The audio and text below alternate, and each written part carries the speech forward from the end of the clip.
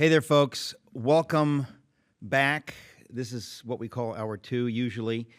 I have a really special guest right now. We would have put him in hour one, but we couldn't squeeze it in quickly enough.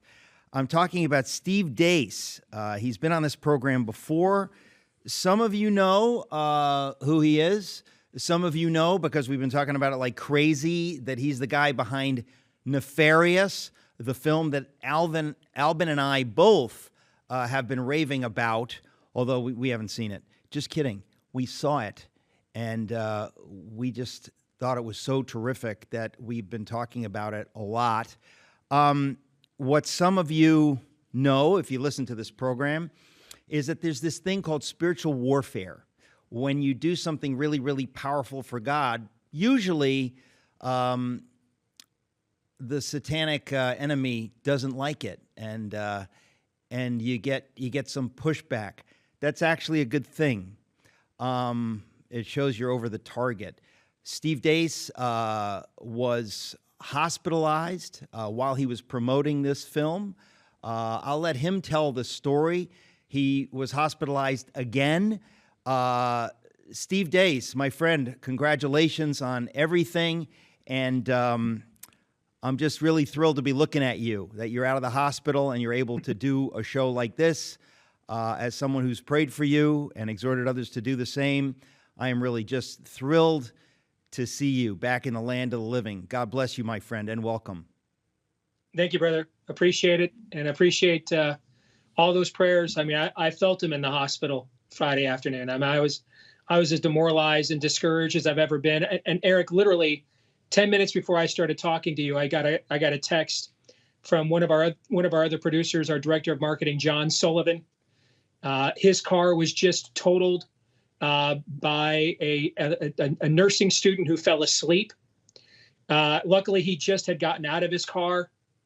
2 days ago, an hour after I got out of the hospital, one of our other producers, Chris Jones, Eric, texted me that he nearly got killed by a car. He was putting his infant son, Judah, in his car seat in a parking lot. An SUV came out of nowhere, took the door of his car off, totaled it, missed him by inches. This is just getting, at this point, this is getting insane. Frankly. Okay. Now, there's a lot to unpack here. I never listen to podcasts. I just don't have time. A lot of people listen to this show as a podcast. They say, Eric, I listen to your podcast. And it's like, well, I do a radio show. It's also a podcast. But yesterday, I listened to your podcast. And I mean it. I never listen to podcasts. But I listened to your podcast, which you made when you got out of the hospital the second time in Rochester at the airport hotel in Rochester. I was so moved by what you said. I want to talk to you about it. It's not why I'm having you on the air today. I wanted to just get you on the air to talk about what happened before that. And all these things that have happened since then. Suddenly, I want to talk about that too. So, Steve, let's help our audience. First of all, let's say one thing. I know, you know it, you said it in your podcast, the enemy has nothing. So he has to try to scare us and lie to us and whatever, like, oh, if you mess with me, you'll get killed.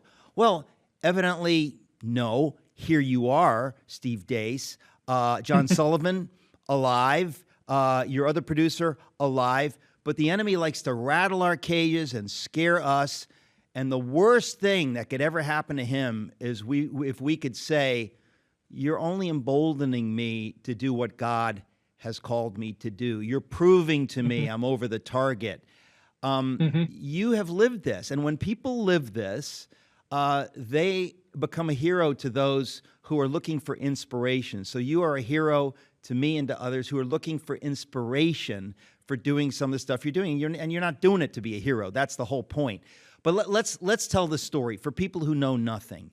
You wrote a book called Nefarious. Let's start at the beginning and take people through so they can really savor every aspect of this story. About 8 years ago, I wrote a book called A Nefarious Plot, which was meant to be a sequel homage to the Screw Tape Letters about a demonic takeover of America from a being named Lord Nefarious, who was tasked by the devil with destroying the U.S. And in the book, he lays it all out. And The people that wrote God's Not Dead and wrote and produced and directed Unplanned heard about the book, and they thought it would make a terrific movie. And we worked for the last several years. We have lots of challenges to make this movie. They themselves, our two writers and directors, Carrie Solomon and Chuck Conselman, were nearly killed with COVID pneumonia during the Delta variant, just as we were beginning to shoot the movie.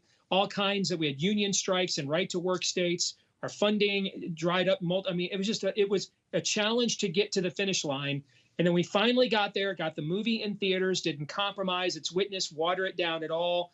And I think you will attest to this. We also just made one heck of a movie. It's not just that the theology is right. It's just that it's a good movie, which makes the theology now more absorbable in that packaging.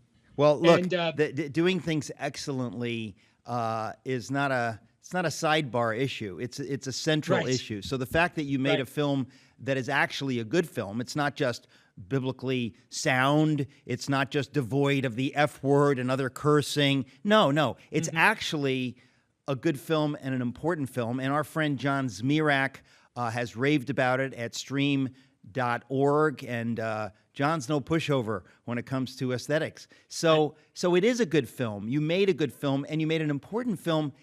I say important because you say things theologically. You say things about abortion. You say things about, I can't think of any films that are doing this. This film accomplishes that in a brilliant way. So when did the film release? The week it released on April 14th, the Monday of that release.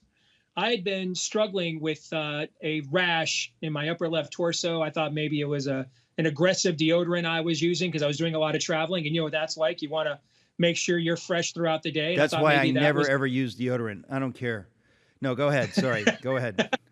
But on Monday, I just woke up in searing pain.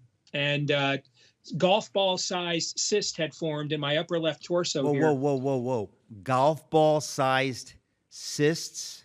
Yes. You need to change your deodorant, my friend.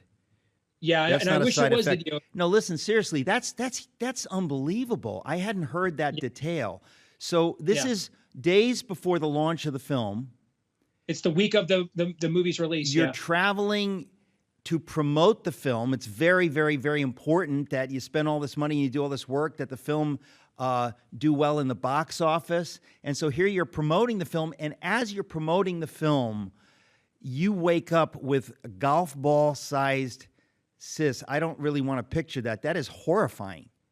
Yes, and what's even more horrifying is it wasn't dermatological. It was a very deadly bacteria known as MRSA, and it's extremely rare to get MRSA infections. We all carry the MRSA bacteria in our body. No one knows how you get it. It's of a mysterious cause and origin. That's the scientific explanation. No one knows what causes this bacteria to go malevolent. It just so happened to go malevolent on me the week our movie came out. They literally had to carve these things out of my armpit, Eric, in the ER. They had to carve them out. And you have to take this very aggressive form of called sulfates. These very aggressive antibiotics, the only antibiotics in the world that really work. And almost every time you get allergic reactions to them. Well, luckily, I was through day 8 of my course, and I had not had any allergic reaction, and the cysts were gone and healing. And so I wasn't even having any discharge anymore. So the doctor cleared me to go ahead and do this Moms for Liberty event, which I had scheduled many, many months in advance in Rochester, New York.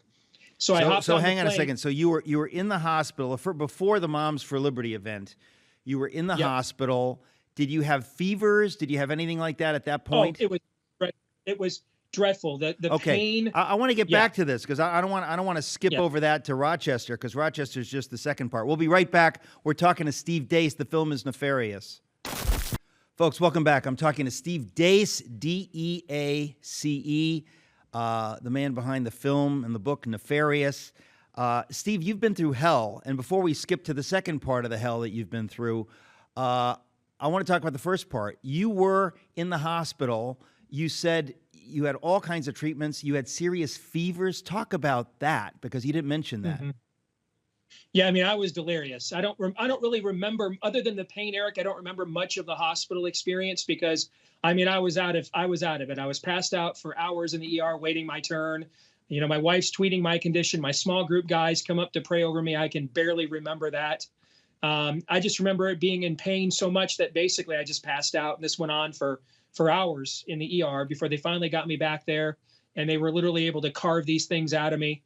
And you know, I mean, my fever spiking and everything else. I mean, I just was delirious most of that time. I remember reading, because I follow you on Twitter, reading your wife's tweets on your behalf. I was like, what the heck is this? I got a phone call from John Zmirak. Have you heard what's going on with Steve Deace? Let's pray. This was very serious, and this is the beginning, okay? So you're telling me that you go through this stuff, you're in the hospital, and you're in the hospital for how long? I was in the hospital a total of about 10 hours. And and I'm told this is the most painful thing they will do nowadays without putting you under and admitting you is when you get these kinds of cysts and removing them. That's what I was told. And why wouldn't they put you under?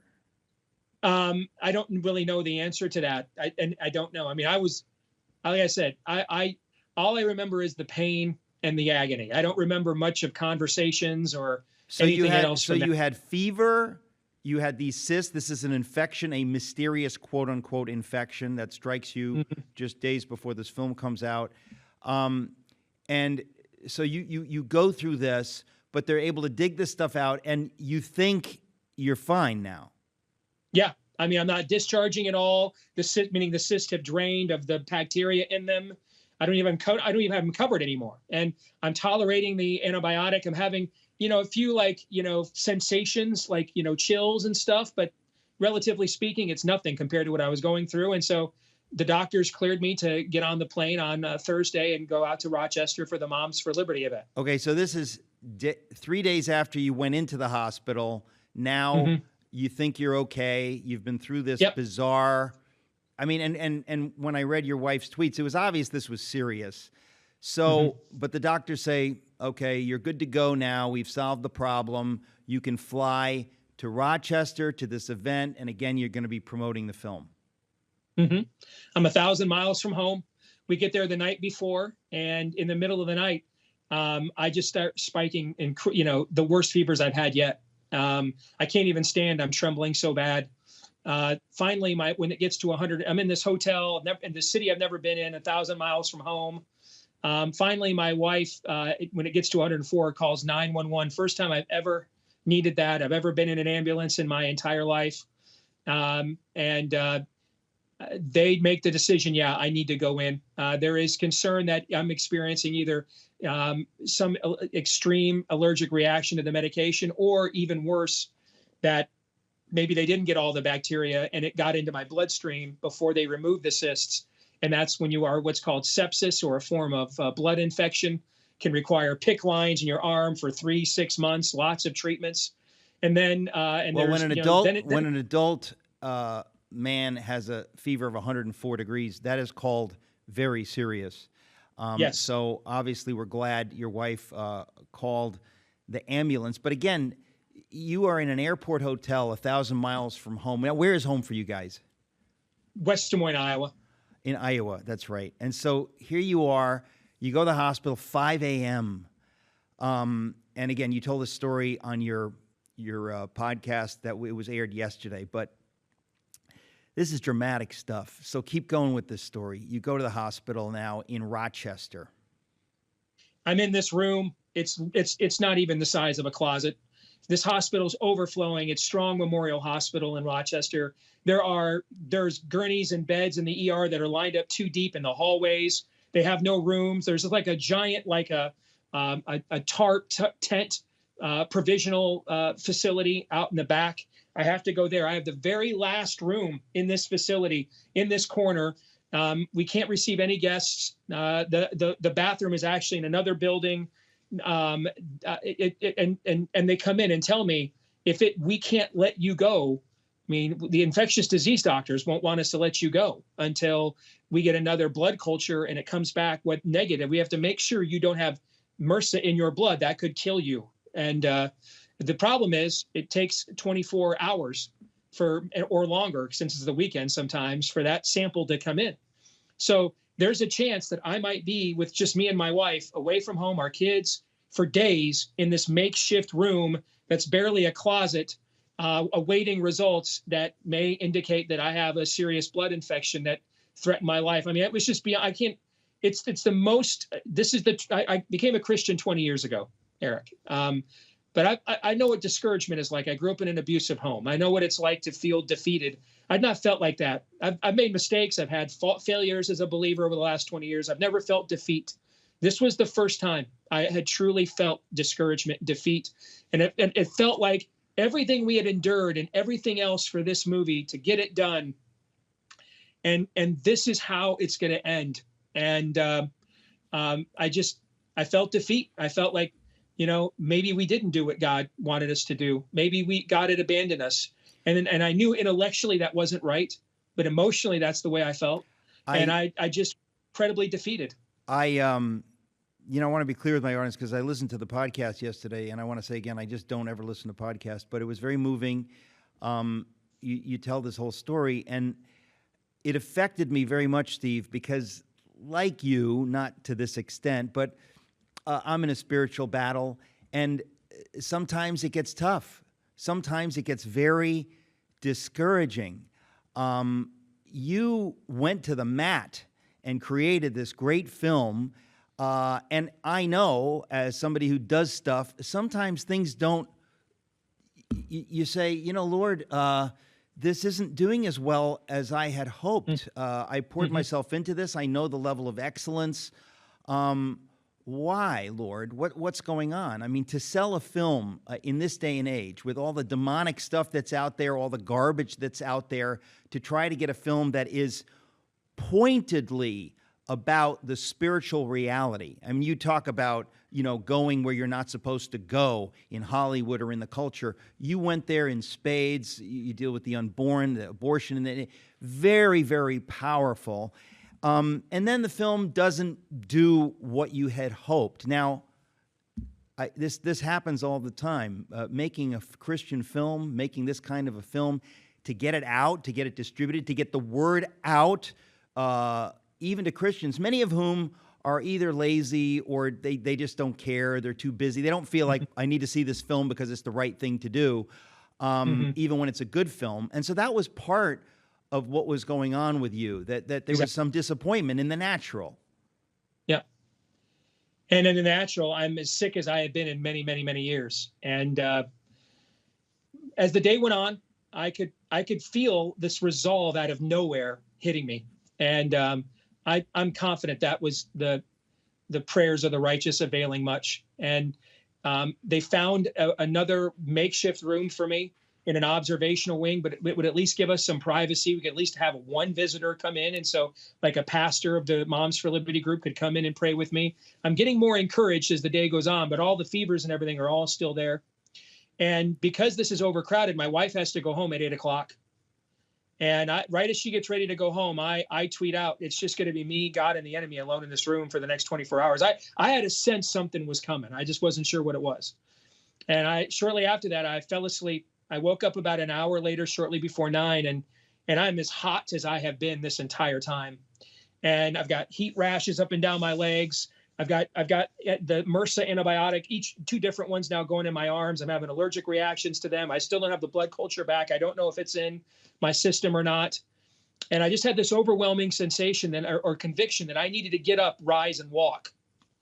And I asked the nurse, can we detach the IVs for just a few minutes for me to walk and stretch out my legs? And they said yes, because they're worried about blood clots in those settings. So they want you to get a little some circulation going.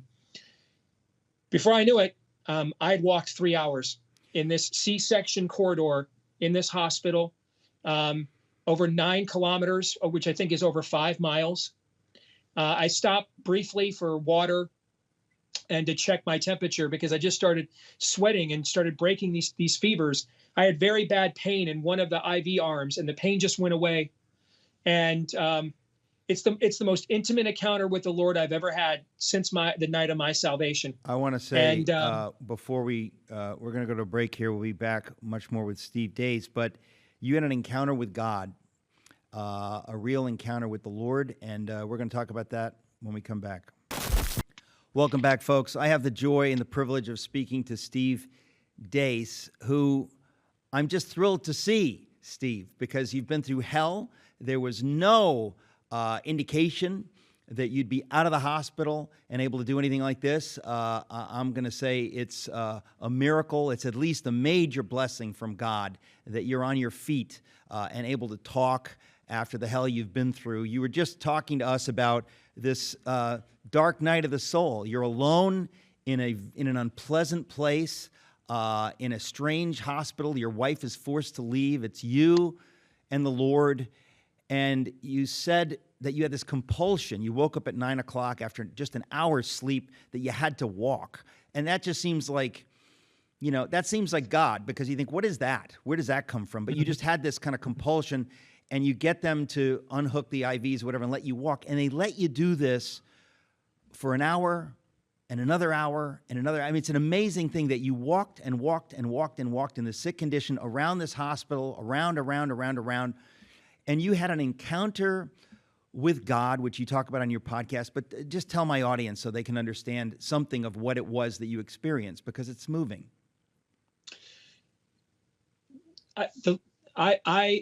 It was like nothing else in the world existed. I mean, my wife and I have a very strong bond. My children and I have a very strong bond. I'd lose a piece of my heart if I lost any of them. And it was like they didn't exist. It's like nothing in the world existed except just me and the Lord. And, I didn't get like a megaphone or anything of that nature, but there were some things that I clearly heard in my heart that I knew were not for me. One of the things I heard was that I need apostles, not assassins. That's an amazing, and that line, I forgot that line. That's the line in your podcast, you mentioned that.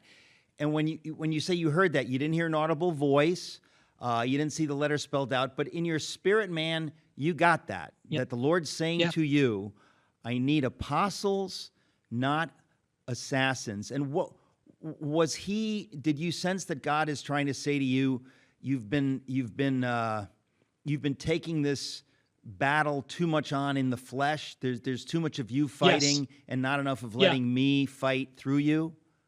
Having too much faith in the gifts he has given me and not enough faith in the gift giver. And remembering that there is no way to save America without saving actual Americans. Many of the people that are making these demonic and destructive choices, they're broken. They don't know the cell door is open and they can walk out.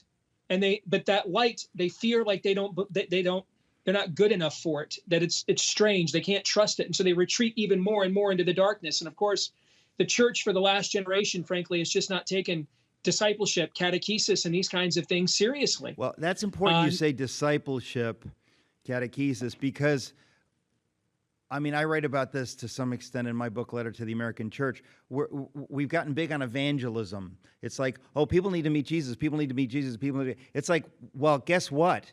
That's the starting line. From there, we need to lead people into a biblical worldview, into a deeper relationship with Jesus, not just like, I check the box, I believe in him, whatever. Right. And you're quite right that for a long time, we've avoided that. We've avoided the depth of the spiritual walk. And so the Lord said to you, I need apostles, not assassins. Wow. Yeah, they don't know. We don't know if we're dealing with Ninevites or Sodomites. Are we dealing with sheep or wolves? We don't know. Augustine famously said there are many sheep without, but many wolves within. I think that is a very apt description of what we are facing in the West right now.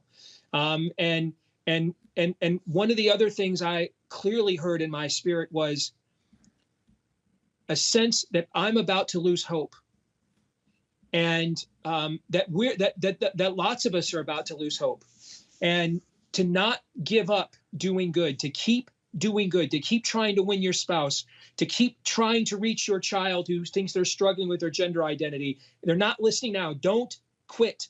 Don't give up doing good. Keep doing good, that it's really not more complicated than that. What is it we're supposed to do? What's the plan? What's the show to watch? what's the network to tune into, who's the perfect candidate to vote for, what's the perfect process to follow. Do good in every vessel, platform, angle, relationship you have. Don't give up doing good. That it's really not any more complicated than that. When I heard the podcast yesterday, your podcast, and I'll say it for the fifth time, I don't listen to podcasts, but it really affected me. And this is before I was already going to have you on this program just to talk, but I listened to it, and I was myself, for reasons I won't go into, but just pretty discouraged in a way that I'm normally not. I could feel the spiritual warfare. And yesterday evening, I spoke with a friend, a dear friend, great man of faith, who was himself deeply discouraged. And I was thinking about what you'd said on your podcast, and I knew we are in a battle. The enemy is trying to lie to us and tell us, you just need to quit. You just need to just forget about it. God is not, he's not going to take care of you. He's not going to, do the stuff you think he's going to do. Quit. And there are many in the church today who have given up, and they have basically said, you know what? It's done. God has already judged us. What's the point of fighting? That's the voice of the devil, ladies and gentlemen. That is the voice of the devil. We'll be back more with Steve Deace. Hey there, folks. We're talking about the spiritual battle we're all in. I was saying, Steve, to you just now that yesterday I was going through a dark night of the soul, which is rare for me, and I was speaking to a friend about it. He is really going through it, and it's just so interesting how the Lord spoke to you in that hospital. Tell us more about that experience of walking with God and God speaking to you. I mean, I'm not wearing any shoes. I have been on my back basically for about 12 hours. I mean, I just felt weightless, and I didn't want it to end, actually. I mean, it just felt whole. It just felt on mission. It felt fulfilling. I don't know how else to describe it. So during these 3 hours, you're alone in the middle of the night in a hospital, walking around, and you just felt this unique presence with God. And anybody who's experienced that on any level, you never want it to end. You don't want it to end, and it does end, but you don't want it to end. You're in this kind of bubble of eternity with God, and you just want to keep going. But so the Lord encouraged you. Tell us more about how He was encouraging you about not to give up, to talk about that.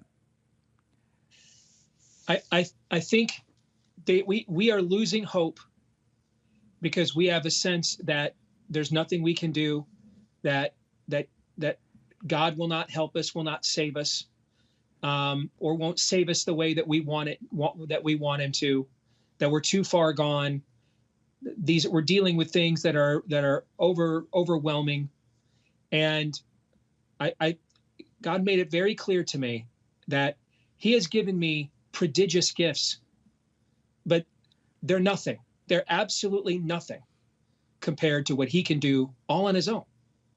And He wants us to remember that we're losing hope because we have forgotten He's the clear hero of the story. It's not our pet cause. These things are all important. I don't want to say this in a sweater vested kiki or plaited khaki pastor way to talk you out of getting involved and being. I mean, that's what I do full time. That's my own ministry. I'm talking about what's the first thing here. Put things in the right priority here. Jesus said, "I am the vine, you are the branch. Those who remain in me can produce much fruit. But apart from me, you can do nothing." Even if our motivations are great, if we separate whatever we're trying to do for good in our lives from Him, it cannot be successful. And that, I think, frankly, Eric, just in my own analysis, that's the difference between the American and the French Revolution. You saw the blessing of providence in the American Revolution. How does the French Revolution end? Roll out the guillotines, and here comes the reign of terror. And I sense a lot of our people are getting black-pilled like this. They're thinking, vote populi, power to the people. The people are sinners. Even the ones on the right side of the issues are themselves sinners. Okay? That's what reliance on divine providence meant. That was men who understood their own sinfulness. Some of the men that signed that declaration went home to their own slaves. They understood they were morally compromised. They knew they had no chance to succeed in this mission without divine providence. Okay, the rectitude of they asked for God to judge the motivations, the rectitude of their actions. They literally said, if what we're doing is wrong, don't let it be successful. Amen. The level of humility in that document, amongst all the great academic terms and words, is extraordinary, and that's what's missing. I got to have more of it in my own walk, in my own calling, and we need more of this amongst ourselves as God's people. Well, it's interesting because I've recently been saying this a few times, that when people say, well, Eric, do you have hope for America? Or do you have hope for the... And I say, listen, we're in a battle. We're in a war. It is a spiritual war, ultimately. It's between good and evil. This is what Tucker said the other day. Even the Episcopalians understand what is really happening. Mm-hmm. It's a battle between good and evil. And when George Washington was fighting in a battle between good and evil, in the natural, he ought to have lost. In the natural, the American rebels, the colonists, ought to have been defeated. In the natural, if you said, what do you predict?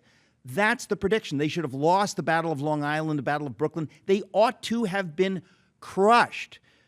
But if you keep fighting and you look to the Lord can miraculously give you the victory. If the Lord doesn't miraculously give you the victory, you probably won't win.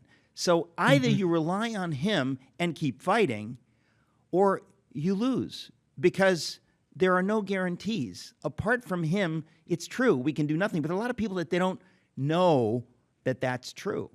And so when people say, don't fight, just give up, don't do anything, I think, no, you're supposed to do everything you can possibly do. If you sit on your hands and are a fatalist, that's not a biblical worldview. You've got to do everything you can do, but don't be fooled that that's enough. Washington, he didn't sit on his hands. They fought, but in the natural, there was no guarantee. And so if you fight and you look to the Lord and the Lord decides to bless it, the Lord can do miracles. The Lord does miracles. Yeah. But it's kind of like you've got to understand how that works. And so it's just amazing to me that God would speak that to you, because you have been in the battle. You shared earlier about the spiritual warfare. That is real. A lot of people just kind of sneer. They don't understand. That is totally real. I think in the end, the American church has sought an assembly of a mass group of people. What the Word of God does is it clarifies who we are as people, right? The first Joshua says, choose ye this day whom you will serve. The second Joshua says, no one can come to me unless the Father who sent me sends them to me, and then I will only raise them up on the last day. He says, my sheep hear my voice. I am the way, the truth, and the life. Enter through the narrow gate. And clarity is what the kingdom of God operates on, the currency of clarity. And I think we just have to we have to fight and persevere for the motivation of glorifying God, and with the expectation that if we do that, he will then use us to glorify himself, as opposed to our own humanistic efforts. I think there's two temptations, Eric. One is to lose hope. The other is to become the generation of Jeremiah's time. No, the Lord won't punish us. We're special. We won't be judged. And don't lose your hope, but don't lose humility. We gotta pick that right up on the other side of the break, folks. Very important, very important. We'll be right back. Welcome back, talking to Steve Deace. Steve, you were just saying the twin temptations, and this is God speaking to his people in this generation, because we're going through it right now. Say that again, the temptation on the left and the temptation on the right, temptation on one side, temptation on the other. Well, and I broke them both, Eric. I violated them both. I lost my hope, and we talked about that, but I also lost my humility. The idea that because I had done these things for the Lord, that therefore I was I should expect the sort of reward that I was expecting for it. When in reality, it's the honor of doing them for the Lord, regardless, in and of itself is the honor. What did the apostles say? To suffer for the name, that was the honor. That was the honor to be called to witness to that level. That in and of itself was the honor. And so I think we have to also make sure that we don't lose our humility. Let us not become the generation of Jeremiah's time who was confident in our cultural heritage and our institutions. They even said to him, hey, while the temple still stands, we would never be judged. They had lost their humility. We can't lose either our hope or our humility. Well, the Lord is graciously teaching us all these things right now. He's allowing us to go through the hell of what is happening in this country, to wake up those who might be awakened, the holy remnant who might be awakened, who understand that it is about God. If you want to save America, you need to know that without God, forget it. We never would have come into existence in the first place, and we better get right with Him, and we better focus on Him. The film is a triumph. Congratulations on the film Nefarious. I assume it's still in some theaters at this point. We are still in hundreds of theaters around the country. It's on a day-to-day basis, Eric, it is literally a battle of holding on to individual theaters around the country. Okay, literally. so ladies and gentlemen, warfare. Ladies and gentlemen, if you haven't yet gone to a theater, if you don't have it, do you have $50 to pay some teenagers to go see it? This is a film that shouldn't exist, but it exists. We better take advantage of the fact that it exists. So I hope folks will take advantage of the fact that it is still in theaters and to go see it. It is just, I'm just so proud of you, Steve, for being behind this. I had a crazy thought. I'm friends with the comedian Brad Stein, and I said to Brad, I just got this crazy idea. I said, this film is a lot like a stage play, and I said, you ought to mount it as a stage play. I think Brad Stein would be brilliant as the criminal.